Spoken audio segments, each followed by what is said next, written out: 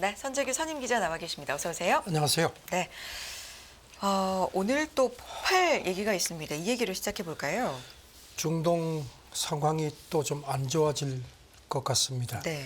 현지 시각으로 어제 오후에 그 이란에서 그 2020년이었죠. 4년 전에 그 이란 혁명 수비대 그 솔레이마니 사령관, 이 사람이 그 미군 드론 공격으로 그 바그다드 공항에서 사망을 했는데, 그때 뭐 이란이 아주 발끈했었죠. 그 사주기 추모식을 치렀는데 폭발이 발생했다고 합니다. 그래서 103명이 죽고 188명이 다쳤다고 이란 국영통신이 보도를 했는데요. 네. 이란 당국은 두 건의 폭발이 테러다 이렇게 아주 강조를 하면서 오만한 세력의 지원을 받는 테러 분자의 소행이다. 이 오만한 세력이라는 게 미국하고 이스라엘을 이란이 지칭할 때 쓰는 표현이라는 걸 외신이 상기시켰습니다. 이란 최고 지도자도 어제 성명 내고 반드시 강경하게 대응하겠다, 신의 뜻이다고 이렇게 강조를 했고요. 네. 지금 뭐 이란은 이스라엘을 그 배후로 지목하는 것 같습니다. 최근에 그 솔레이마니 그 죽은 사람의 측근이었던 혁명 수비대 장성도 이스라엘 공격으로 죽었습니다. 상황이 좀 좋지가 않네요. 미국은 어떻게 얘기하고 있습니까? 미국 국무부 대변인은 어제 브리핑에서 네. 미국이 어떤 식으로든 관련이 없다. 그다음에 뭐 그 희생자고 유족에게 애도를 표한다 이렇게 강조를 하면서 이스라엘이 폭발과 연계됐다는 그렇게 믿어야 할 이유도 없고 정보도 갖고 있지 않다고 강조를 하는데, 이란 쪽이나 중동 쪽에서는 그렇게 신뢰하지 않는 그런 모습입니다. 그리고 조금 전에 보니까 헤즈볼라 네. 그 수장도 그 이스라엘이 그 지금 베이루트를 공격을 해가지고 헤즈볼라 그 핵심 간부들이 다 죽었는데 이거 중대 범죄다, 출묵하지 않겠다 해서 지금 글쎄요, 조금 저 이스라엘군이 그 가자 지구에서 좀 일부 병력이 빠져서 조금 소강 상태로 들어가는 듯 하다가 상황이 또 좀 안 좋아질 것 같습니다. 오늘 새벽에 유가도 많이 올랐죠. 네. WTI 기준으로 뭐 3%대 네. 상승하는 흐름을 보였는데 중동 상황이 새해 들어서 또 심상치가 않네요. 그렇습니다. 네. 일본 얘기로 가보겠습니다. 일본 강진 네. 그 있고 나서 이제 다들 그 걱정하는 부분이 이제 그 원전이죠. 아무래도 네. 그 아사히 신문이 어제 보도를 했는데요. 그 이번에 그 강진이 발생한 그 동해 쪽 이시카와현 그 노토반도 그 서쪽하고 동쪽에 원전이 있는데 조금 좀 일부 이상이 있었던 것 같습니다. 그렇습니까? 아사히 보도를 보면은 그 서쪽에 있는 게 이제 일본 호쿠리쿠 전력이 운영하는 게 시카 원전이라는 게 있는데, 네. 1, 2호기에 전원을 공급하는 변압기에서 뭐 기름이 좀 샜고 그다음에 무슨 뭐 타는 냄새가 났다. 그래가지고 뭐 소화전도 작동하고 했다고 하는데, 여기 대해서 그 호쿠리쿠 전력 측은 화재는 일어나지 않았다. 그리고 폭발음이 났는데 이거는 변압기 내부에서 상승한 압력을 빼는 보호 장치의 작동음이었다. 그리고 냄새는 기름 때문에 났다. 이렇게 또 주장을 했습니다. 그리고 조금 그 원전 1호기 그 부지 내에 있는 그 수위가 좀 올라간 모양입니다. 네. 그리고 원전 1호기 바닥 쪽에 설치된 그 한 4m 높이 방조벽도 있는데 이게 좀 조금 기울었다는 게 NHK 보도입니다. 네. 방사성 물질 포함된 물이 넘쳤다, 뭐 이런 얘기도 있네요. 사실 이것도 걱정이 되는데요. 네. 그 노토반도 동쪽에 그 원전이 또 있는데요. 여기 그 사용 후 핵 연료 저장소에 있던 방사능 물질을 포함한 물이 좀 넘쳤다고 합니다. 그렇게 많은 분량은 아니라는 게 일본 언론 보도인데, 일단 이렇게 되니까 좀 걱정스럽지 않을 수가 없습니다. 그렇죠. 그다음에 또 아까 말씀드린 그 시카 원전 1호기에서는 사용 후 핵연료 저장소 냉각 펌프 가동이 한 40분 정도 정지된 걸로 그렇게 보도가 됐습니다. 여기 대해서 뭐 이 호쿠리쿠 전력도 그렇고 이제 그 노토반도 동쪽에 있는 원전 운영사는 도쿄전력입니다. 도쿄전력 하면 우리가 또 좋지 않은 기억이 네. 있죠. 외부에 미치는 영향이 없다 이렇게 거듭 강조를 합니다. 일단 이 해당 원전들은 전부 가동이 중단된 상태라고 합니다.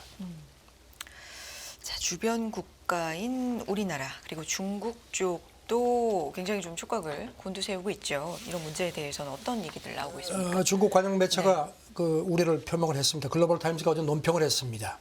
그러면서 이제 지진 희생자한테 위로를 표한다 뭐 이렇게 얘기를 하면서도, 하지만 그건 그렇고 이번 지진에서 좀 이렇게 부각되지 않은 중요한 정보가 있는데, 이게 이제 일본 원전 안전 문제를 네. 거론한 겁니다.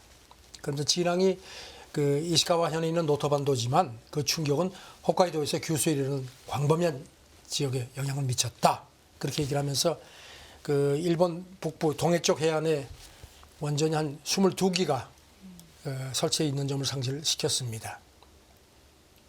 그러면서 일본이 이번 그 상황에 대해서 철저하게 아주 투명하게 정보를 공개하는 게 필요하고 특히 주변 바다 방사능 수준을 측정해야 한다고 아주 강조를 했습니다. 진지하게 대응하라고 촉구를 했습니다.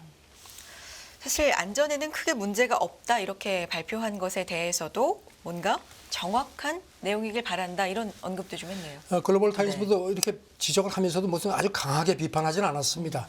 도쿄전력 등이 그 안전에 문제가 없다고 발표를 했는데 정말 정확히 반영한 걸로 믿고 싶다 이렇게 좀 약간 살짝 좀 뼈 있게 지적을 했습니다. 네. 하지만 누리꾼을 중심으로 의구심이 크다.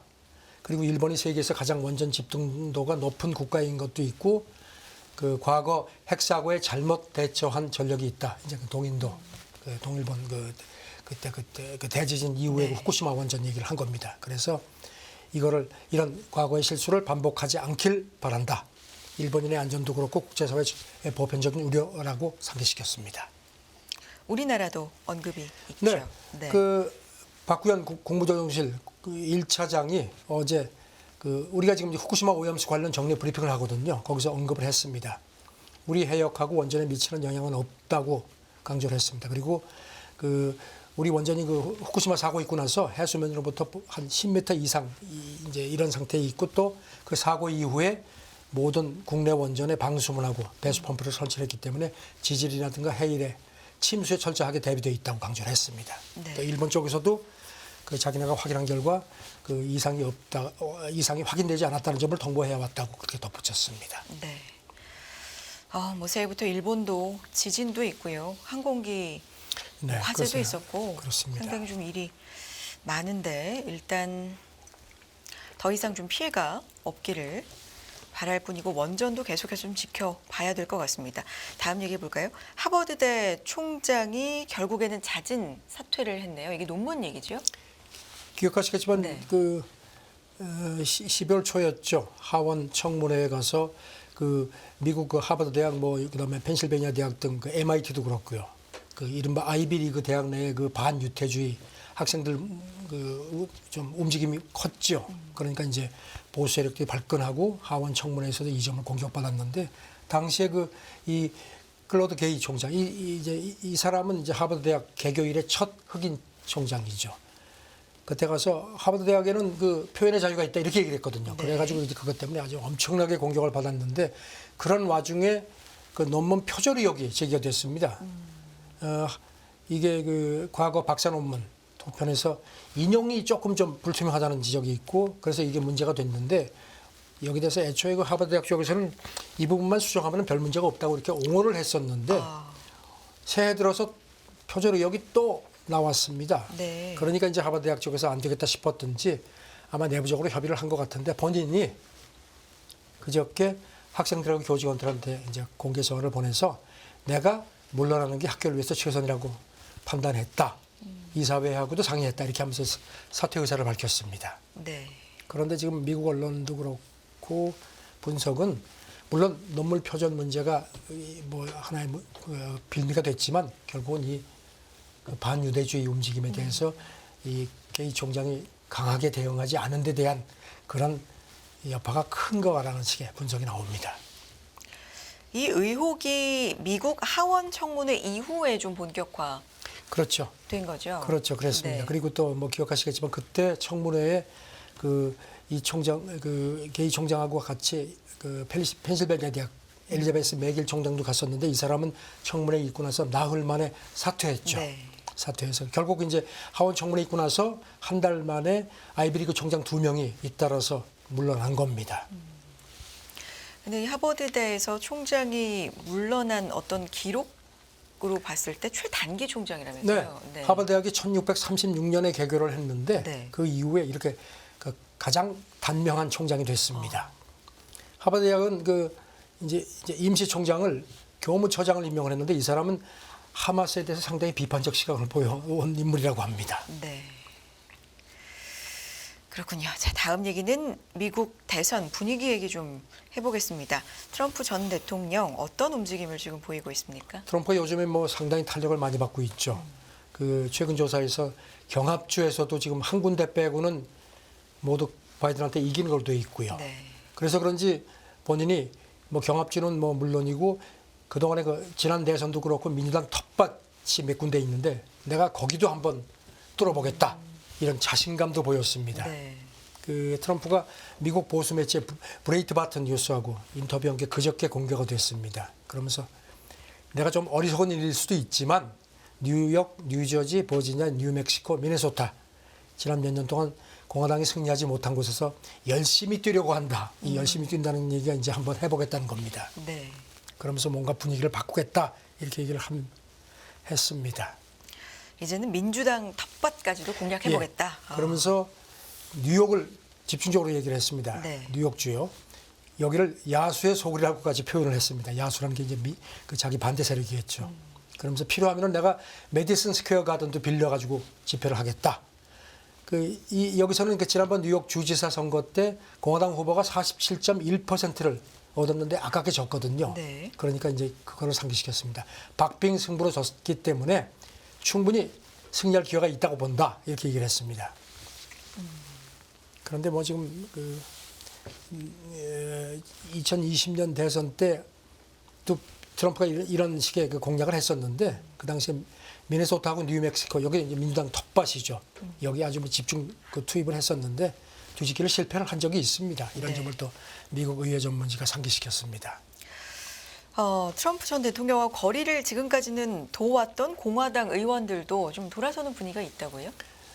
공화당은 그 하원에 비해서 공화당 상원은 그래도 좀 트럼프 좀 강경한 색깔이 좀 상대적으로 좀 옅다는 분석을 평가를 받아왔거든요. 그런데 폴리티코가 보도한 걸 보면요, 네. 그 공화당 그 상원의원 중에서 트럼프하고 좀 거리를 둬왔던 사람들이 속속 트럼프 쪽으로 합류를 하는 걸로 그렇게 나타났습니다.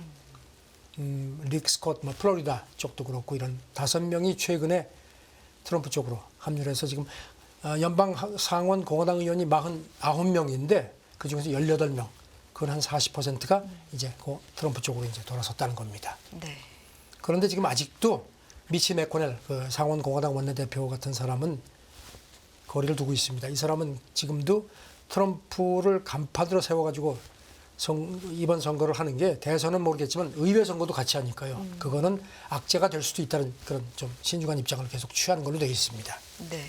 그런가 하면 또 하원도 지금 그 지도부가 5명인데 이 중에서 그 서열 3위, 하원 공화당 서열 3위가 이제 수석 부대표인데 이 사람도 어제 X에 글을 올려서 공화당이 단결해서 우리의 분명한 선두 주자를 지지할 때다. 이렇게 트럼프 쪽으로 돌아섰습니다. 그래서 하원 공화당 지도부 모두가 이제 트럼프 지지 대열에 합류한 걸로 그렇게 나타났습니다.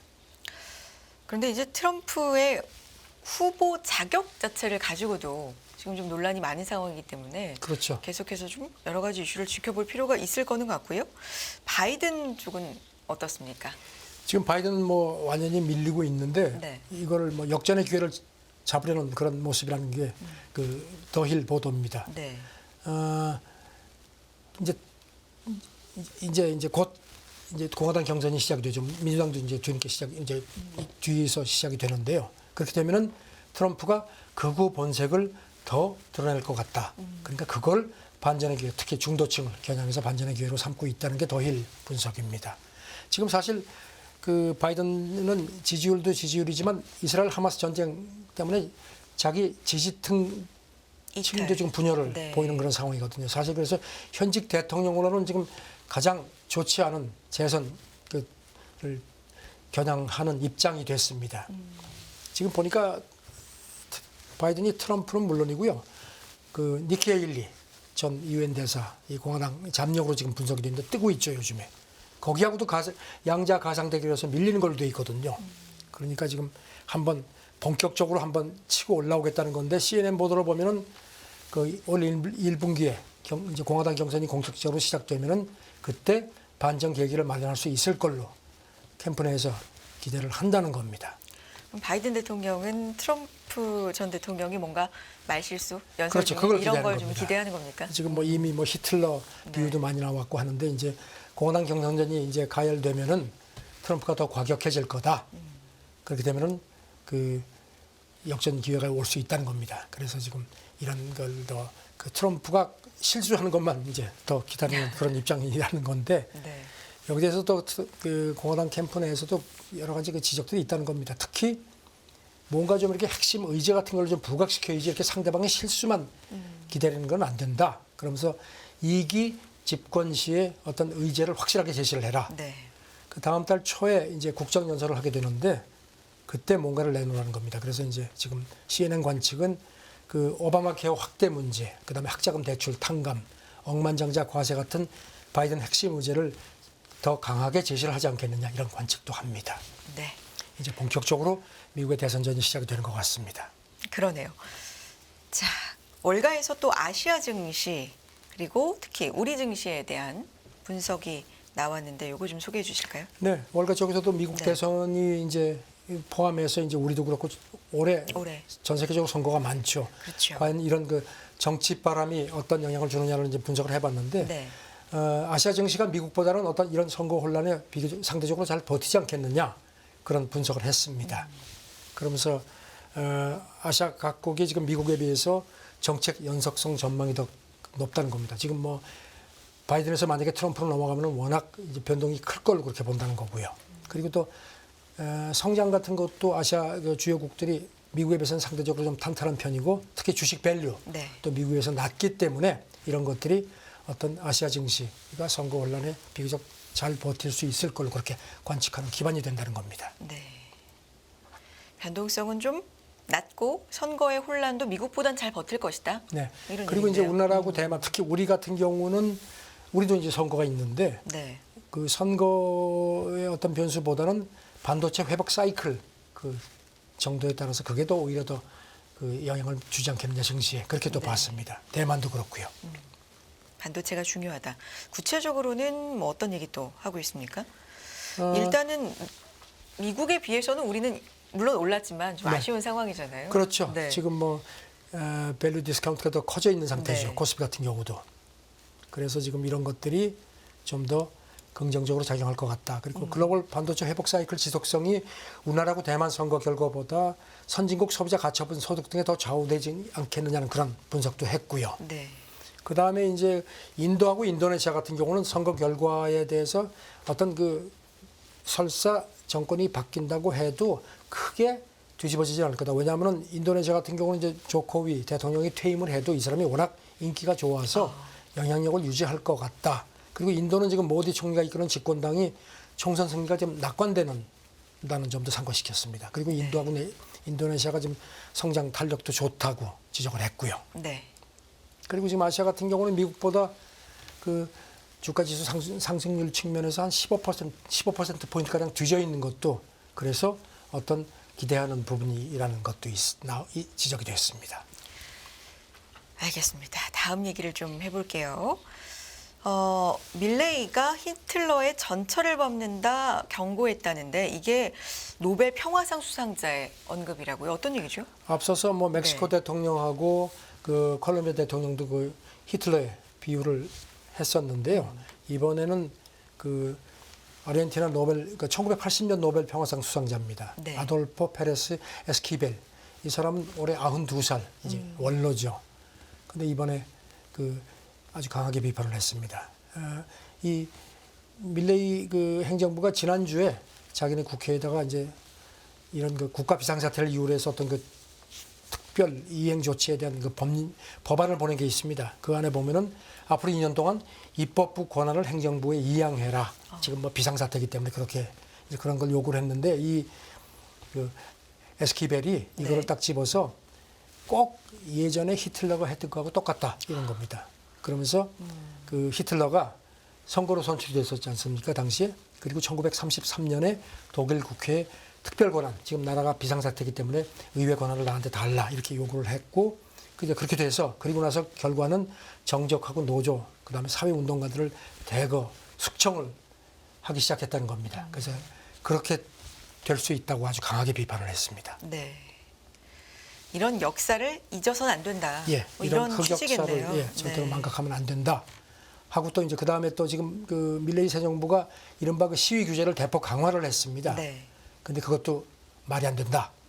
그러면서 이 뭐 아시다시피 그 불법 집회의 경우는 주최 측에 대해서 질서 유지 비용을 청구하겠다는 거. 그다음에 3사람 이상이 모이려면은 반드시 사전 허가를 받도록 그렇게 이제 했는데 이걸 또 강하게 비판했습니다. 그러면서 아주 대놓고 밀레이 대통령이 정신과 의사의 도움을 받는 게 필요하다.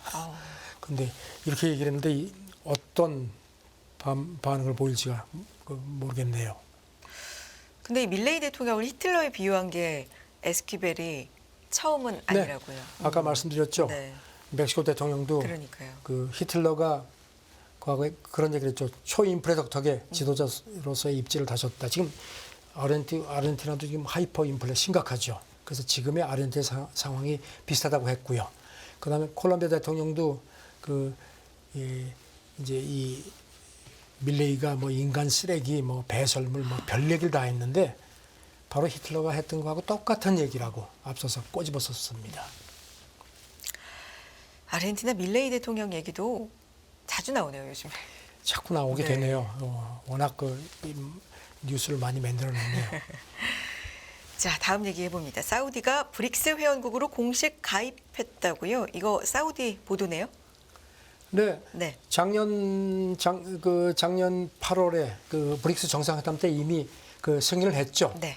사우디 그리고 아랍에미리트, 이집트, 이란, 에티오피아 그리고 이제 아르헨티나까지 우리가 회원국으로 받아들이고 승인을 했다고 했는데 이제 여기 대해서 이제 이게 이제 새해 발효가 됐거든요. 그러니까 사우디 외무장관이 그저께 국영방송을 통해서 우리는 공식적으로 가입했다 발표를 했습니다. 네. 그러면서 브릭스가 경협을 강화하는 유익하고 중요한 통로라고 강조를 했습니다. 네.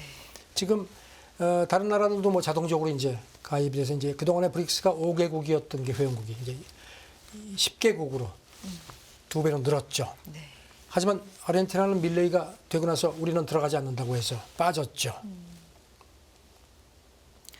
여기 이렇게 되면 이제 대미 의존도를 낮추자라는 움직임이 조금 더 노골화되는 걸까요? 사우디 뭐 아시다시피 미국하고 오랫동안 에너지 안보 그야말로 끈끈한 동맹이었죠. 네.